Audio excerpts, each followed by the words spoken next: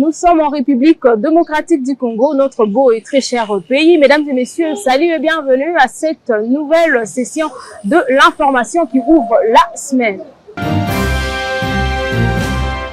À la une des actualités, le chef de l'État, Félix-Antoine Tshisekedi Tshilombo, a échangé le week-end dernier à la Cité de l'Union africaine avec le gouverneur et président des assemblées provinciales venus faire un état de lieu de leurs entités à l'approche des élections. Espoir Amala pour plus de détails. Le samedi 21 octobre dernier à la Cité de l'Union africaine, le chef de l'État Félix Tshisekedi a échangé avec la délégation de gouverneurs et des présidents des assemblées provinciales venus lui présenter leurs préoccupations sur l'organisation des élections en décembre prochain et pour lui exprimer leurs inquiétudes pour des différents problèmes qui se posent au sein de leurs provinces respectives. Au cours de leurs échanges, le gouverneur et les présidents des assemblées provinciales ont rassuré au chef de l'État que leurs populations respectives sont impatientes et prêtes à aller aux urnes au vu des réalisations accomplies jusque-là dans leur milieu de vie. Le président de la République s'est quant à lui montré réceptif et engagé à s'y mettre et aussi à la sécurisation des provinces pendant la période des campagnes électorales qui se pointent à l'horizon. Félix Tshisekedi a annoncé qu'il va visiter dans les prochains jours la province du Olomami où les travaux de réhabilitation de la route numéro 1 vont être lancés et ensuite il se rendra dans les Grands Bandundu où il procédera également au lancement des travaux d'infrastructures routières. La rentrée judiciaire à la Cour constitutionnelle s'est effectuée le samedi dernier devant le magistrat suprême et garant de la nation, Félix-Antoine Tshisekedi Tshilombo. C'était au Palais du Peuple. Retour en images, plus commentaires. En présence du chef de l'État Félix-Antoine Tshisekedi Tshilombo et le chef d'institution, la Cour constitutionnelle a fait sa rentrée judiciaire 2023-2024 le samedi au Palais du Peuple. Comme le veut la tradition, cette audience solennelle a été marquée par 3 allocutions. Ces discours ont été tous centrés sur le thème du contentieux électoral. Premier à prendre la parole, le bâtonnier national de l'Ordre des avocats a axé son intervention sur le recrutement des conseillers référendaires. De son côté, le procureur près la Cour constitutionnelle, Mukolo Kolokesha, a dans sa mercuriale développé le thème « Le cause de recevabilité dans les contentieux électoraux ». Il a précisé que l'élection est considérée comme le mode universel d'exercice du pouvoir politique et l'instrument qui fonde et légitime le pouvoir politique. Pour clore la série des discours, le président de la Cour constitutionnelle, Dieudonné Kamuleta, a exposé sur les indices des innovations de la loi numéro 06/006 du 9 mars 2006 portant organisation des élections présidentielles, législatives, provinciales, urbaines, municipales et locales, telles que modifiées à ces jours sous l'activité du juge constitutionnel congolais en tant que juge électoral. Il a souligné que ce choix est validé par le souci de banaliser le schéma en vue des échanges électoraux de décembre 2023. Institué par la Constitution du 18 février 2006 et mise en service à la suite de l'éclatement de la Cour suprême de justice en 2015. La Cour constitutionnelle règle des différends concernant les élections présidentielles et parlementaires ainsi que les référendums. Les jugements de haute cour sont sans appel et sont exécutés immédiatement. Le ministre d'État, ministre des Infrastructures et Travaux Publics, Alexis Gisaro Mouvouni, a procédé le samedi 21 octobre dans la commune de Bondalungwa au lancement officiel du projet Kin Espoir qui vise la modernisation et réhabilitation de 200 km de route dans la capitale. Espoir Amala nous en parle. C'était en présence du ministre de la Communication et Médias Patrick Mouyaya, du gouverneur de la ville Gentilly Ngobila, du président de l'Assemblée provinciale Godin Poyi, du directeur général de l'OVD Victor Tomba et d'autres autorités municipales que les ministres des ITPR Alexis Gisaro a lancé officiellement depuis la commune de Bandalungwa le projet de réhabilitation et de modernisation des routes à Kinshasa dénommé Kin Espoir. Financé en mode de partenariat public-privé, ce projet est une initiative du chef de l'État Félix Tshisekedi et va toucher tous les 4 districts de la ville-province de Kinshasa pour s'attaquer à la sérieuse problématique des embouteillages devenus courants dans la ville. Nous pensons et nous sommes convaincus qu'il y a de quoi espérer avec le gouvernement des Warriors dans la vision de son Excellence M. Félix Antoine Tshisekedi, président de la République, qui nous a donné comme tâche de pouvoir combattre tout ce qui est embouteillage. Et vous savez que l'une des principales causes des embouteillages, c'est d'abord l'état des routes. Il faut réhabiliter, il faut rénover les routes. Et c'est ça l'objectif de ce programme, de ce projet qu'on appelle Kinespoir. Ce nouveau projet sera exécuté par l'entreprise Moderne Construct et ne va pas seulement s'arrêter à la réhabilitation des routes, mais aussi à l'assainissement des caniveaux, l'éclairage public et l'embellissement de voiries. Plusieurs demandes d'invalidation de certains candidats à l'élection présidentielle de décembre 2023 ont été déposées à la Cour constitutionnelle. Il s'agit notamment de Matata Ponyo et Moïse Katumbi Chapwe. Regardez.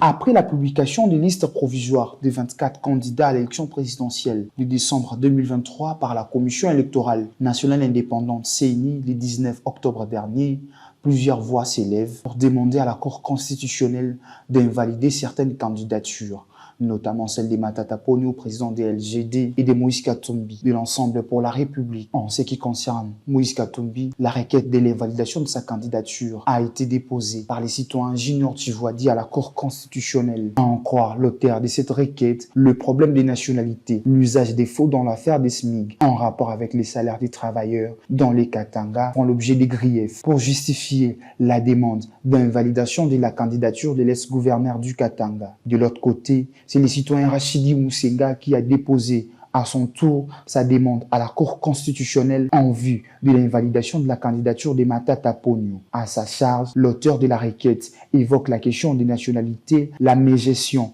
pendant qu'il fut Premier ministre et de ses dossiers à la justice. À l'attente du suspense, notons par ailleurs que c'est le 18 novembre prochain que la Cour constitutionnelle va rendre publique la liste définitive des candidats retenus à l'élection présidentielle de décembre 2023.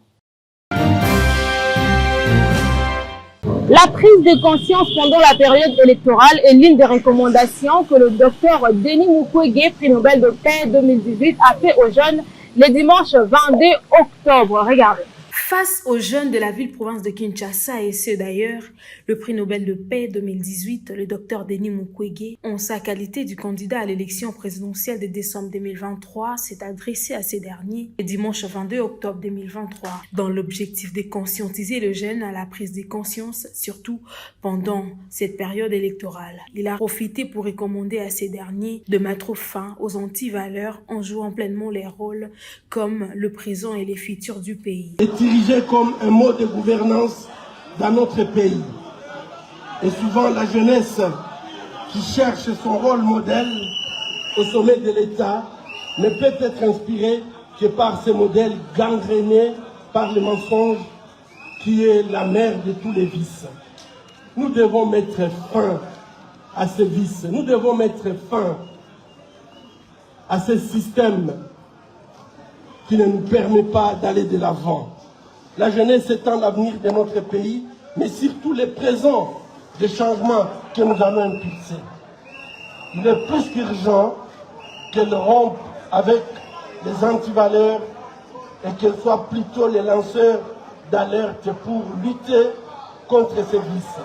Le gynécologue congolais a, dans son adresse, appelé les jeunes à la responsabilité pour relever les défis auxquels fait face la République démocratique du Congo. Dans la même cérémonie, le docteur Denis Mukwege a profité pour présenter et nommer Didier Mumengi, ancien ministre de l'Information et des Presses, ainsi que ministre de la Jeunesse, comme directeur de sa campagne. Didier Mumengi, autrefois journaliste et ancien aspirant à la présidentielle 2006, occupe actuellement le poste de sénateur représentant la ville de Kinshasa. Et puis en société, nouvelle alliance entre le parti politique Alliance de Congolais progressistes ACP et la dynamique Nado Kakoma.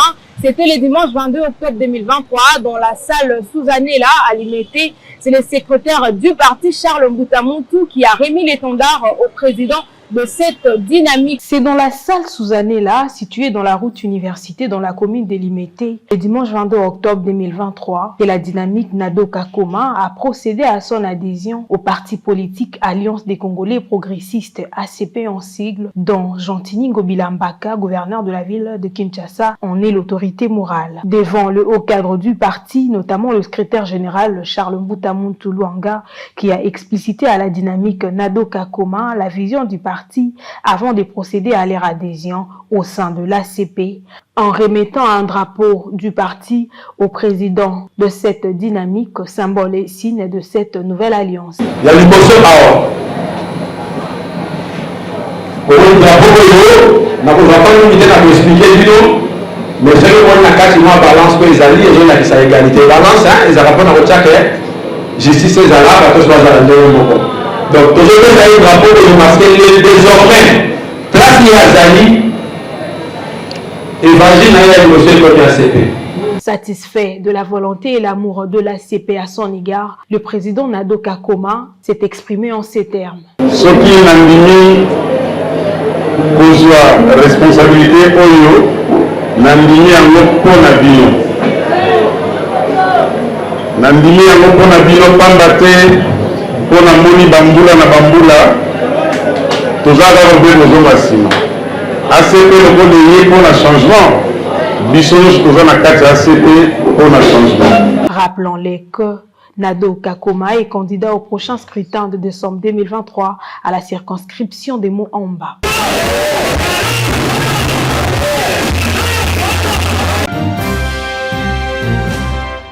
Il travaille pour le développement de la ville de Matadi en particulier et puis le Congo central en général. Lui, c'est le président fondateur de la fondation qui porte son nom, Patrick Massoya. Ceci entre dans la vision du chef de l'État, Félix Antoine Tshisekedi Tshilombo, le développement de la République démocratique du Congo en général. Regardez.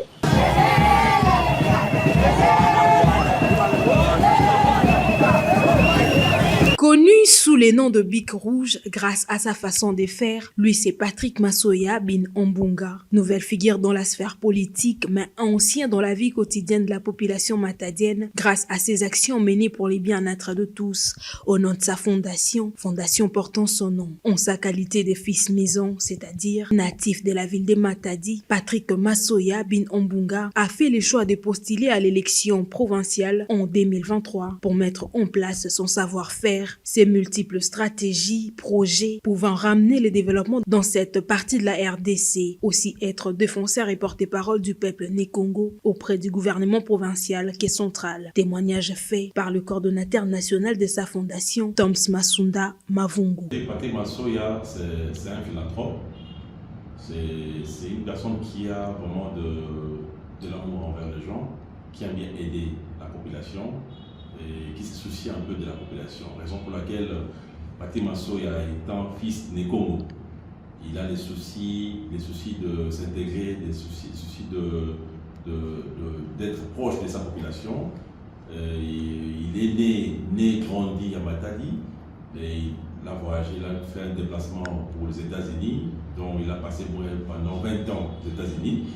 Et vu qu'il a toujours ces soucis-là de retourner chez lui, et raison pour laquelle il a l'initiative de créer cette fondation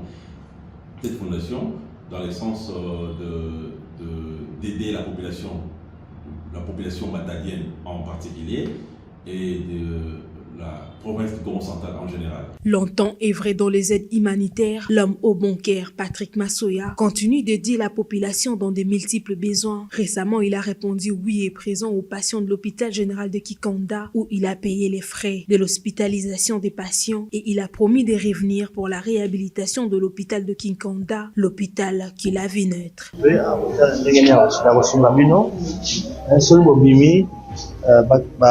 Staff nanga bako travailler na bino toute l'année na osalisa bino na moi quelque chose bona okolisa bona opusoko bimoke na ndako loka koleza te kolesa nini toute la kuma to so na bino toute la activité wa mkio sala bona mwana kola toute la kuma konani na okaki en tout cas que vous a bloqué awa ça lenga pas si mingi vraiment nalala quitté depuis lobby na décalé voyage na bifona comment na bino na félicité bino pour sans bino ngana kozala boyete moni ezali eloko moko vraiment ya mutu ya vraiment mpona ngai eza eloko moko ete touche nga makasi mpe nga mona botama mpe awa nabotamaki na hôpital oyo vraiment en tout cas tokosala nyonso na moki oyo nzambe apesi biso tokabola na bino totala ndenge nini boki okolisa bana oyo bolemba te vraiment. L'éducation de la jeunesse, l'autonomisation de femmes et le développement des Matadi restent les préoccupations et cheval de bataille de Patrick Massoya. C'en est donc terminé pour aujourd'hui, mesdames et messieurs. Merci de nous avoir suivis. Si vous aviez aimé, dites merci aussi à Iris Santoto qui était derrière la caméra, Espoir Amala à la chefferie d'édition, mais aussi à la grande équipe technique et rédactionnelle de Info 15. Mais n'oublie jamais le coordonnateur Peggy Chassa et le DG de la RTM Patrick Massoya. Prenez bien soin de vous car chaque jour est une vie.